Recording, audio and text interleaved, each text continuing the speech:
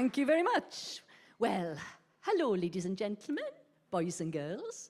Are you having a lovely afternoon?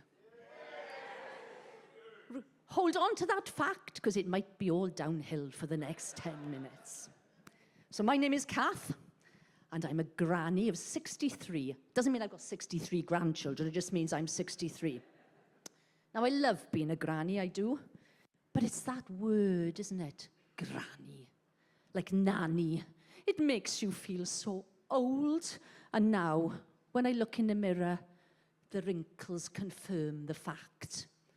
So I've thought about having plastic surgery. But my husband have said it's too expensive. So he's put a dimmer switch on all the lights. So anyway, I'm half Welsh, half Hungarian. And people say to me, Kath, that's a very interesting combination. Well, you see, my mother was Welsh.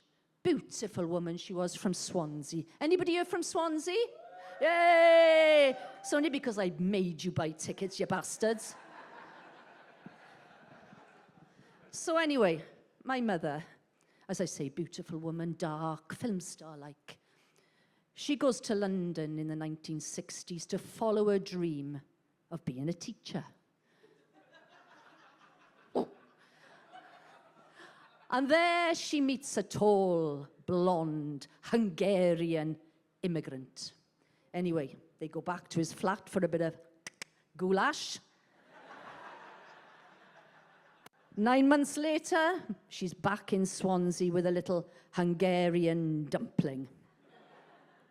Now, in those days, ladies and gentlemen, having a child out of wedlock was very much frowned upon.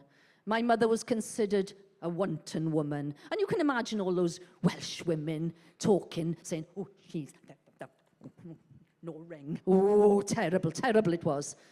But not only did my mother have to put up with that, but this beautiful woman gave birth to the ugliest baby you have ever seen in your... I kid you not, ladies and gentlemen. I was like a cross between Dobby the house elf and Gollum. My mother was so embarrassed and so ashamed of me. She only took me out in my pram when it was Halloween. But she was a good mother. I didn't get much better when I was a toddler. She had to tie a dead bird around my neck so the cat would play with me. But like I said, she was a good mother. I remember those long, cold winter nights with the wind howling around the chimneys and the rain bashing against the windows. And sometimes she'd let me in the house. But she soon got fed up of me, and she sent me off to boarding school. But the only thing I learned there was how to get on a plane. Boarding, come on. Jeez. Come on, madam, get with the program, will you? Anyway, I soon grew up. I grew up into a woman. And I also grew into a twat. Yes, ladies and gentlemen, everything I do goes wrong. I always say the wrong things. It's a nightmare going into social situations because I've got to try and convince everybody else I'm normal, and I'm not. But it's okay. I have friends who are twats too. They know who they are. And we do a lot of twatty things together. One friend in particular, another old bird like me in her 60s who should know better, we go off on holidays together. We wear T-shirts.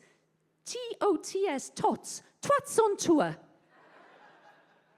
The other day, we went abroad, waiting to board our plane. Now, I should know about boarding planes because I went to boarding school, if you got the bloody joke. We're sitting there at the gate where they call in, Group 1, please now come and board the plane. Group 2. We sat there, missed our flight, waiting for them to call twats. Never happened. I'll tell you something I did recently that was really stupid, and this is a true story, ladies and gentlemen. A friend of mine's husband sadly passed away. I read about it on Facebook, as you do. So I thought, oh, I know. I'll send a message of condolence via the magic of Facebook Messenger. So I sent a message saying, oh, my dear Claire, I'm so sorry to hear of the sad loss of your husband. Please accept my deepest sympathy. And then I did what we all do, don't we? We have to send a message and accompany it with an emoji. What did I do? I pressed the wrong emoji. I pressed an emoji of a laughing face with a party hat blowing a kazoo. Oh, shit! And it's sent, and I couldn't do anything about it. Needless to say, I didn't go to the funeral, and I don't think I'll get a Christmas card. But anyway, I did manage to go to college, you'd be surprised. I went to university. I know. And I graduated as a physiotherapist. Ooh. But I specialised in respiratory. That's people with bad chests. And then I soon learned that also some of my patients were twats too. I'll tell you a true story. One day, I was doing a clinic, and a lady came in and she says to me, oh, Kath, I'm bad. My breathing, it's terrible. I'm so breathless. Oh, okay, I says, well, why do you think that is? I don't know, but it could be because I've bought a cat recently. Right, I says, well, do you think maybe the cat is making your asthma a bit worse? Oh, I don't care. I'm not getting rid of tiddles. Fine, okay, I said, try this inhaler. Go away, try it. 3 weeks now, come back and see me in clinic. Let me know how it goes. Sure enough, she comes back in 3 weeks' time. I says to her, how are you doing? Oh, terrible. No better at all. I can't get the cat to open its bloody mouth wide enough for me to get the inhaler in. And that's true. Anyway, I retired recently, and I thought, oh, I know. I'll join a couple of groups just to keep myself busy, like, you know. So I joined a group for procrastinators. They haven't arranged a meeting as yet. And I also met my lovely second husband on one of these online sites for older people. It was called carbon dating.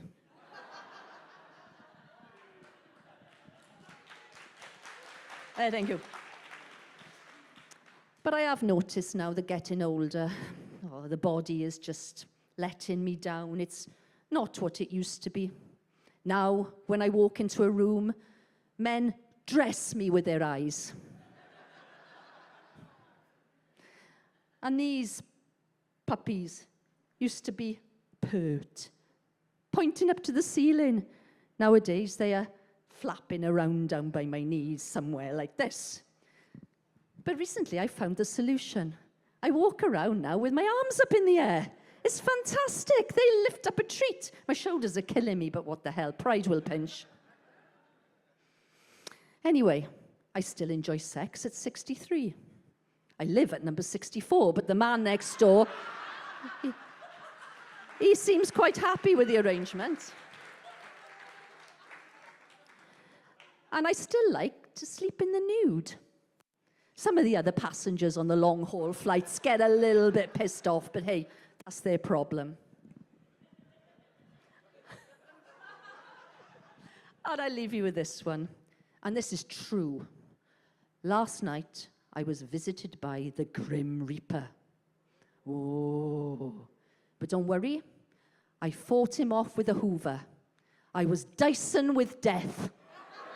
Thank you very much. It's been a blast. Thank you.